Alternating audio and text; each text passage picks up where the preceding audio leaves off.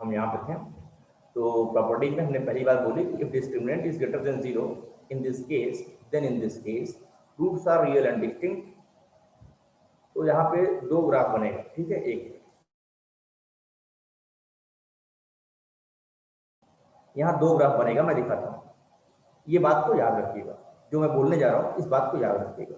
जैसे एक बात होता है सर वर्टिकल पैराबोला बनेगा सर ग्राफ, लेकिन वर्टिकल पैराबोला में दो बातें आती हैं, एक होता है अपवर्ड पैराबोला और एक होता है डाउनवर्ड पैराबोला, ठीक है।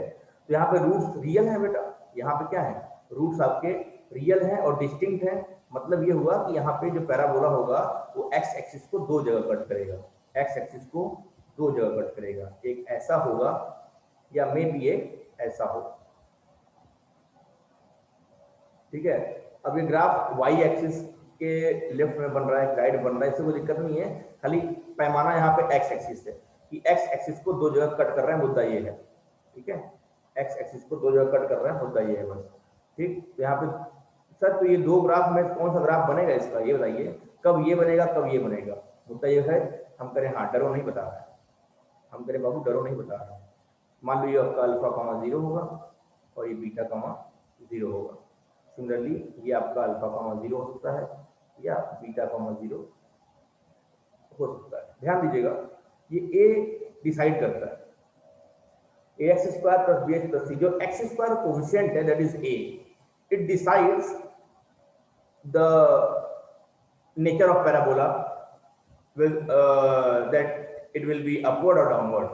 In this case a is positive, a is positive means x square is having positive coefficient. In this case a is negative, a is negative, ये ध्यान रखो हमेशा। अपवर्ड पैराबोला में एक्स स्क्वायर कोफिशिएंट पॉजिटिव होगा, जैसे example के तौर पे एग्जांपल लेना चाहें, जैसे मान लो x square minus 4x minus 1 equal to 0, यहाँ पे एक्स स्क्वायर कोफिशिएंट पॉजिटिव है। जैसे यहाँ पे लेना चाहें तो minus 2x square minus 3x plus 1, ठीक है। यहाँ पे क्या आपका एक्स स्क्वायर का कोफिशिएंट नेगेटिव है, तो ये डाउनवर्ड पैराबोला बनेगा, ठीक है। एग्जांपल ले रहा हूँ, इसका ग्राफ नहीं है, एग्जांपल ले रहा हूँ, मतलब कुछ इस तरह का इक्वेशन होता है, तो इसका हमेशा अपवर्ड पैराबोला बनेगा ग्राफ, इसका हमेशा डाउन बनेगा। तो ए डिपेंड करता है। तो इस केस में क्या है आपका, इस केस में आपका डी ग्रेटर देन 0 है, दोनों ही केस में डी ग्रेटर देन 0 है, इसलिए यहाँ पे दो जगह कट किया है। ये अपवर्ड होगा कि डाउनवर्ड होगा, ये डिपेंड करेगा कि एक्स स्क्वायर कोफिशिएंट जो ए है वो पॉजिटिव है कि नेगेटिव है। पॉजिटिव होगा तो अपवर्ड पैराबोला, ए अगर नेगेटिव होगा तो डाउनवर्ड पैराबोला, मुंह नीचे की ओर खुला होगा। इतनी बात को आपको मानना पड़ेगा। क्लियर, आगे बढ़े। दूसरी बात ध्यान दीजिएगा, दूसरी बात क्या बोलने जा रहा हूं, if D equal to 0, D equal to 0, D equal to 0। अच्छा एक बार होगा कि जैसे ये पैराबोला क्या है, ये y की वैल्यू है, मतलब जो ग्राफ है ये a x square plus b x plus c का हो या y का हो, इसकी वैल्यू है। तो मतलब अल्फा से बीटा के बीच में यहाँ पे देखो नेगेटिव है और बीटा के बाद पॉजिटिव है, अल्फा के पीछे भी वैल्यू पॉजिटिव है, ऊपर है ना, एक्स के ऊपर मतलब y की वैल्यू पॉजिटिव, एक्स के नीचे मतलब y की वैल्यू नेगेटिव, ठीक है भैया। एक्स के ऊपर, एक्स एक्सिस के ऊपर y पॉजिटिव होता है मालूम है, और x के नीचे y नेगेटिव होता है मालूम है, y मतलब ये पूरी वैल्यू। तो ये मैं ऐसे एक्स्ट्रा इन्फॉर्मेशन दे रहा हूँ, लिखना नहीं है आपको। मैं कह रहा हूँ कि x के ऊपर भी ग्राफ है और x के नीचे भी ग्राफ है, मतलब ये जो वैल्यू है ये can be positive, can be negative, can be 0 also. दो जगह 0 हो रहा है, बाकी उसके अलावा कहीं पॉजिटिव है कहीं नेगेटिव है। सेम चीज यहाँ भी है कि ये वैल्यू कहीं पॉजिटिव है कहीं नेगेटिव है। सर अगर ये एक्स्ट्रा है तो सारा ज्ञान एक ही में क्यों देते हैं आप, कुछ बाद में दिया करिए। हम करें अभी इसका भी खुलासा थोड़ा जल्दी होगा ना, देना जरूरी है। तो ये ग्राफ भी जो है कुछ पॉजिटिव है, मतलब x के ऊपर भी है x के नीचे भी है, मतलब the value can be positive can be negative and 0 also at two different points, ठीक है भैया। है if d equal to 0, if d equal to 0 तो ध्यान देना, अगर real and equal roots, very good Richa and five, बहुत बढ़िया। अच्छा बच्चे टाइप करके बैठे, सर जैसे ही बोलेंगे cut centre, very good, this is जज्बा, हिंदी में जज्बा कहते हैं। तो अगर d equal to 0 then we are knowing that, यहां मिट गया, we are knowing the fact. देखो ये हमें मालूम है, क्या मालूम है कि माइनस बी, जब d 0 हो जाएगा बेटा तो ये आइटम गायब हो जाएगा। अरे यार ये हट नहीं रहा, बड़ी दिक्कत है। लिख दे रहे हैं हम। थोड़ी थोड़ी दिक्कत आती है चीज़ों में। तो देखो x क्या होगा आपका, x equal to minus B plus minus root में जो जीरो हो गया ना अपॉन 2a, तो ऐसे केस में x क्या आएगा, माइनस बी अपॉन 2a। यहाँ पे एक ही वैल्यू आई, क्यों, प्लस माइनस जीरो का मतलब होता नहीं, वो तो जीरो हो गया। तो ये आपका अल्फा है और यही आपका बीटा भी है, ये आपका अल्फा है और यही आपका बीटा भी है। इस केस में दोनों रूट सेम है, इस केस में रूट्स हैं रियल, हैं तो रियल लेकिन सेम है, ठीक है। तो यहाँ पे क्या होता है आपका, in this case roots are real but equal. Equal को बहुत बार लोग यहाँ पे कोइंसिडेंटिंग भी कहते हैं, कोइंसिडेंटिंग, ठीक है। रूट्स आर रियल बट कोइंसिडेंटिंग और इक्वल। ऐसे केस में फिगर कैसा बनता है, ग्राफ कैसा बनता है, आइए दिखाते हैं, आपको हम दिखाते हैं। जगह कम है, छोटा बना रहे हैं, आप लोग अच्छे से बनाइएगा। दो ग्राफ बनेगा इसका, भाई पैराबोला तो है ही है। इसका जो ग्राफ बनेगा ध्यान दीजिएगा। देखो x की अगर एक ही रूट आई, एक मतलब दो रूट आया लेकिन दोनों सेम है ना, मतलब एक ही रूट आया है, मतलब y एक ही जगह जीरो होगा, y कहाँ होगा, एक ही जगह जीरो होगा। मतलब ये पैराबोला को थोड़ा सा पकड़ के अगर ऊपर खींच दें, थोड़ा सा ऊपर खींच दें, ऊपर खींचते रहो, एक समय ऐसा आएगा कि ये बस इसको टच करेगा और ऐसा हो जाएगा। देखो यहाँ पे क्या है, यहाँ पे एक ही जगह जीरो हुआ है, ये ग्राफ एक ही जगह जीरो, मतलब एक्स एक्सिस को एक ही जगह टच किया है, इसका मतलब वाई वैल्यू एक ही जगह जीरो होगी, बाकी जगह पॉजिटिव है, ठीक है।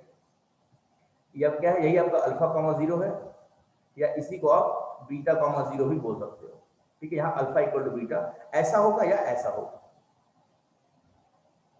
ऐसा होगा या ऐसा होगा, यही आपका अल्फा कॉमा जीरो होगा या यही आपका बीटा कॉमा जीरो होगा, ठीक है। ट्रिपल इक्विवेलेंट है, बीटा कॉमा जीरो होगा। ये कब होगा बताओ, ये ग्राफ कब बनेगा, जब a इज पॉजिटिव। ये ग्राफ कब बनेगा, जब a इज नेगेटिव। क्लियर है, बताए थे हम। अपवर्ड पैराबोला में a क्या है, कोफिशिएंट ऑफ एक्स स्क्वायर, ठीक है भैया। अच्छा तो इस केस में देखो क्या है, इस केस में ये जो y है, y मतलब ये जो पूरा पैराबोला है ax square plus bx plus c, जो y है पॉजिटिव है, जीरो है, लेकिन नेगेटिव नहीं है। ग्राफ देखो नेगेटिव नहीं बना। y क्या है इस केस में, ग्रेटर देन और इक्वल टू जीरो। बोलिए भैया y क्या है इस केस में, बहुत इंपॉर्टेंट बात बता रहा है, काम आएगा अभी इनइक्वलिटी में, सब इसलिए पढ़ा रहा है। y क्या है यहाँ पे, greater than equal to zero, कब, जब a पॉजिटिव है। अच्छा इस केस में क्या है, y लेस देन और इक्वल टू जीरो, y कभी पॉजिटिव नहीं हुआ, y कभी यहाँ पे पॉजिटिव नहीं हुआ, ठीक है। ये दो इंपॉर्टेंट बात है। y मतलब ax square plus bx plus c, मतलब ये पूरी वैल्यू यहाँ पे a अगर पॉजिटिव है तो ये वैल्यू हमेशा greater than equal to zero होगा, अगर a नेगेटिव है तो ये वैल्यू हमेशा लेस देन और इक्वल टू जीरो होगा, ठीक है। अच्छा इस वाले में पॉजिटिव भी है, जीरो भी है और नेगेटिव भी है, तीनों वैल्यू थी, पॉजिटिव भी है, जीरो भी है, नेगेटिव भी है, तीनों वैल्यू था। लेकिन यहाँ पे जीरो है और पॉजिटिव है केवल, यहाँ पे जीरो है नेगेटिव है केवल, ठीक है भैया। हाँ क्या बात समझ पा रहे हो, जो हम बोलना चाह रहे हैं सबको दिख रहा है ना, जो मैं बोल रहा हूँ दिख रहा है ना, जो मैं बोल रहा हूँ वो दिमाग से लेके दिल तक पहुंच रहा है कि नहीं पहुंच रहा है, पहले बोल रहा हूँ। इसलिए हमने आपको फोटो दिखा कर समझा रहे हैं। That is why quadratic equation ऐसा पढ़ाना चाहिए बच्चों को 10th में भी, ठीक है। जब इस लेवल में पढ़ाते हैं क्वाड्रेटिक इक्वेशन, तब जाके भाई एक बात बताओ ना, देख भाई इंटरेस्ट कैसे आता है, सुनो फिजिक्स में फ्रिक्शन, मोशन, फलानन ढिकानन सब मालूम है, सब दिखता ना है। फ्रिक्शन, हाथ आपस में रब करो देखो भी फ्रिक्शन होगा, घर्षण होगा। साउंड किसी को ये लगा देखो भी तक ऐसे साउंड आएगा, है कि नहीं, बोल रहे हैं साउंड है ही है। प्रेशर दिन भर रहता है है कि नहीं, काम वर्क दिन भर करते हैं, एनर्जी लॉस होती है, गेन होती है, सब दिखता है, इसीलिए ज्यादा दिखता है। समझ रहे हो नहीं, मैथ्स को दिखाने आना चाहिए तो समझ में आएगा। तो जैसे हम लोग रट के बैठ जाते हैं quadratic equation something is something, ये सब बेवकूफी है भाई। नहीं सर समझाओ तो सही, क्वाड्रेटिक इक्वेशन जाने तो क्या जाने, ये शेप जाने, पैराबोलिक शेप जाने, बहुत इंपॉर्टेंट शेप है बेटा। सर क्या ये हम लोग पढ़ेंगे, हाँ जब इंजीनियर बनोगे ना तब इसमें तो काम आएगा, तब इसमें बड़े काम आएंगे। जो कंस्ट्रक्शन होते हैं, जो शेप डिजाइनिंग होती है, आप कभी देखो कोई भी ब्रिज देख लो, दुनिया में कोई ब्रिज उठा लो, आयरन ब्रिज, दुनिया कोई भी आयरन ब्रिज उठा लो, उसमें ट्रायंगल ट्रायंगल ढेर सारे लगे होते हैं, मालूम है आपको? ट्रायंगल ट्रायंगल ढेर सारे लगे होते हैं, कभी ऑब्जर्व किया इस बात को? फर्जी ट्रायंगल लगे होते हैं, खूब ट्रायंगल लगे होते हैं, लेकिन ट्रायंगल ही लगे होते हैं। क्या कहते हो? कभी कोऑर्डिनेटर या स्क्वायर नहीं लगा होता। डिजाइन के लिए भले वहां पे एक सर्किल लगाते हैं, बात की बात है, लेकिन सबसे ज्यादा ट्रायंगल होता है। या आप कोई टावर देख लो, जैसे बीएसएनएल का टावर है, दूरदर्शन का टावर है, या जियो रिलायंस का टावर है, जो टावर खड़ा होता है आपका, हाँ, कुछ ऐसा होता है। ढेर सारे यहाँ पे अगर सारे शेप्स मिलाओगे आपको खाली ट्रायंगल दिखेगा, because triangle has a specific reason. Triangle सबसे स्टेबल शेप है टू डायमेंशन में। टू डायमेंशन में ट्रायंगल सबसे स्टेबल शेप है। जब इस एक ट्रायंगल पे आप प्रेशर डालते हो तो ये प्रेशर थ्रू आउट डिस्ट्रीब्यूट होता है। अगर एक रेक्टेंगल पे प्रेशर डालोगे तो ये टूट जाएगा यहाँ से और यहाँ से। एक सर्किल पे डालोगे तो पिचक जाएगा यहाँ से यहाँ से। ट्रायंगल एक स्टेबल शेप है, ये इस पे प्रेशर लगाते हो तो ये स्टेबल रहता है। This is the reason triangle use होता है। तो यूज ऑफ शेप्स, शेप्स का यूज बहुत इंपॉर्टेंट है हमारे इंजीनियरिंग में। अगर शेप्स का प्रॉपर यूज नहीं करेंगे तो चीजें मजबूत नहीं बनेंगी, सब ढह जाएगा। भविष्य में जानेंगे हम लोग जब स्ट्रक्चरल और जब मटेरियल स्ट्रेंथ वगैरह पढ़ेंगे मैकेनिकल इंजीनियरिंग में। ठीक है भैया, तो शेप्स आना जरूरी है। शेप्स मतलब दैट इज व्हाई हम क्वाड्रेटिक इक्वेशन जब पढ़ते हैं उसका मतलब क्या है, तो दीज आर द मतलब, ठीक है, these are the meanings of quadratic function or quadratic equation. So if we are getting roots real or distinct, then what does it mean graphically? It means that if the roots are real but equal, then the parabola or the graph of the quadratic equation will touch the x-axis at once only. Clear? This is the meaning. If we what is the significance? If we are knowing the real roots are real and equal, then in actual what are we knowing? In actual we are knowing that its graph will never be or its graph will only touch the x-axis at once. Only touch the x-axis at once. If coefficient of x square, that is a, is positive, then whole quadratic equation will be greater than or equal to 0. Very important inequality. If a is negative, ध्यान देना, बहुत information जा रहा है एक साथ, बहुत information जा रहा है एक साथ, खुश रहो, काफी नॉलेज आ रहा है आपके पास। If a is negative, if a is negative, then this whole quadratic equation means the graph is what less than equal to 0, means non positive, मतलब ये कभी पॉजिटिव नहीं होगा। तो इतनी इन्फॉर्मेशन आपको मालूम चल गई। किसके क्या जानने से? अगर रूट्स इक्वल है और रियल है और इक्वल है, तो रूट्स रियल है और डिस्टिंक्ट है तो पूरा graph can be positive, zero, negative, तीनों। लेकिन रूट्स अगर इक्वल है, रियल और इक्वल है, ऐसे केस में graph can be only zero और positive, can be only zero और नेगेटिव। ये दो बातें क्लियर है। तो तीसरे पे आते हैं, तीसरा धमाका है। जो तीसरी बात है वही यूज होता है आपके 11th और 12th में सबसे ज्यादा। ठीक है भैया, so shall we move for third point? बोलो ना बच्चा, भैया बोलो ना।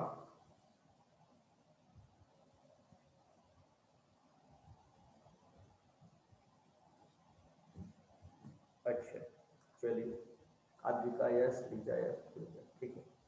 तो आगे बढ़त हैं, इसको हम हटावत हैं,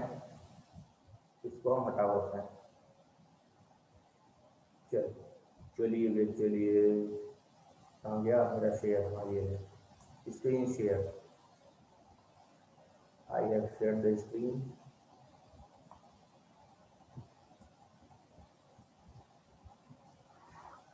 तीसरा point, important then important point. Clear? महत्वपूर्ण से भी महत्वपूर्ण पॉइंट है तीसरा पॉइंट। बहुत ज्यादा यूज होता है, डोमेन रेंज निकालने में बहुत ज्यादा यूज होगा। ये सारे कॉन्सेप्ट बहुत यूज होने वाले हैं। अभी जब एप्लीकेशन दिखाऊंगा सवालों में ना, तब कहोगे रे सर वाह क्या बात है, अच्छा इसलिए पढ़ा रहे थे क्या? बिल्कुल, वो खुलासा होगा। थोड़ा सा पेशेंस रखो। तीसरा point is important point, that is what? If discriminant less than zero, imaginary roots. Very good Risha बहुत बढ़िया, बहुत जल्दी, very quick response. If discriminant less than zero, non real root. Very good, this is also one of the good answer point, non real root. Discriminant if less than 0, then x equal to minus B plus minus root में d upon 2a। अगर discriminant less than 0 है it means it is negative, it is what negative. अगर ये negative है इसका मतलब it implies roots are imaginary, roots are imaginary. Roots imaginary का मतलब क्या हुआ? रूट्स इमेजिनरी का मतलब क्या हुआ? इट इंप्लाइज, इसका मतलब क्या हुआ ध्यान सुनना, roots are imaginary for this quadratic equation y equal to ax square plus bx plus c। Very important बात, बहुत इंपॉर्टेंट।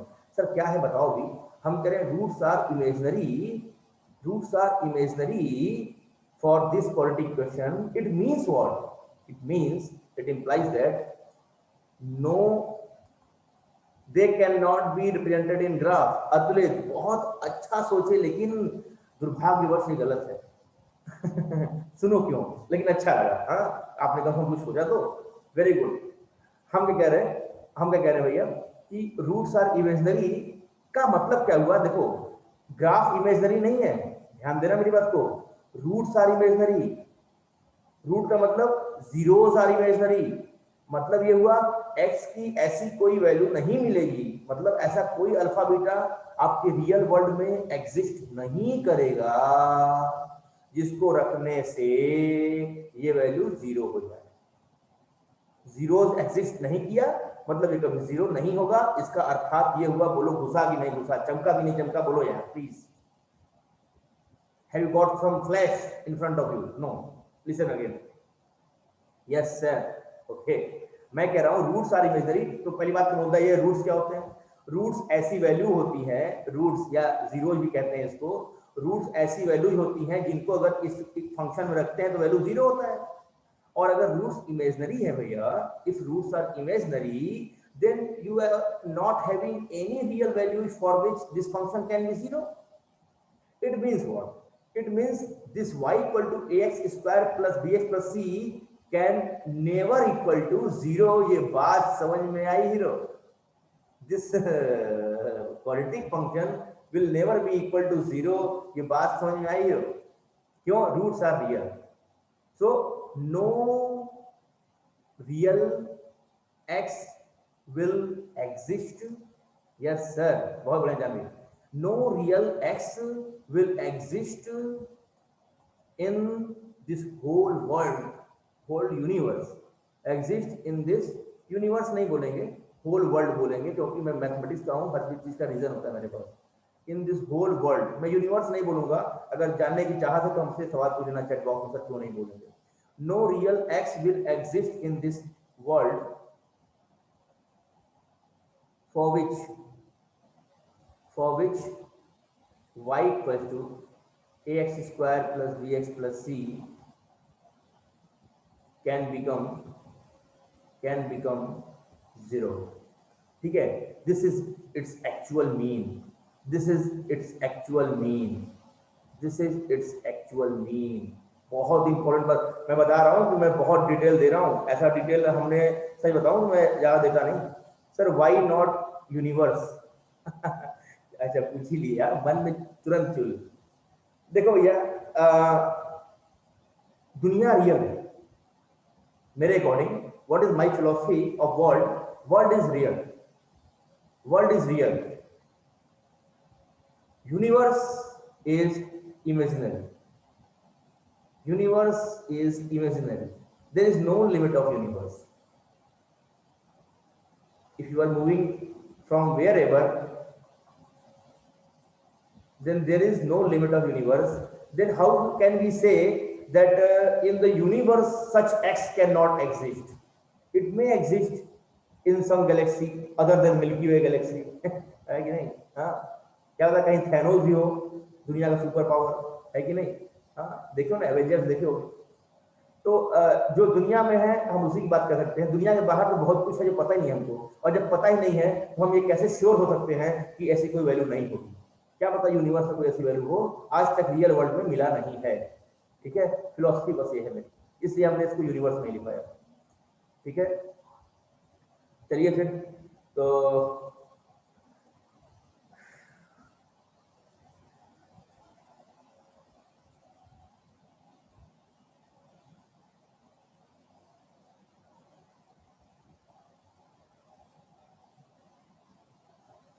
ठीक है भैया।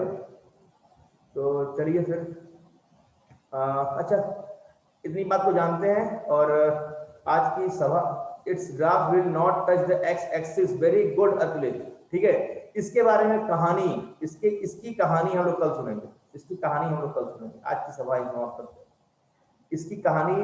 हाँ, जो लास्ट क्लाइमेक्स है, क्लाइमेक्स हम लोग कल देखेंगे। हालांकि अतुलित ने बोला इसका ग्राफ कभी टच नहीं करेगा। Very good.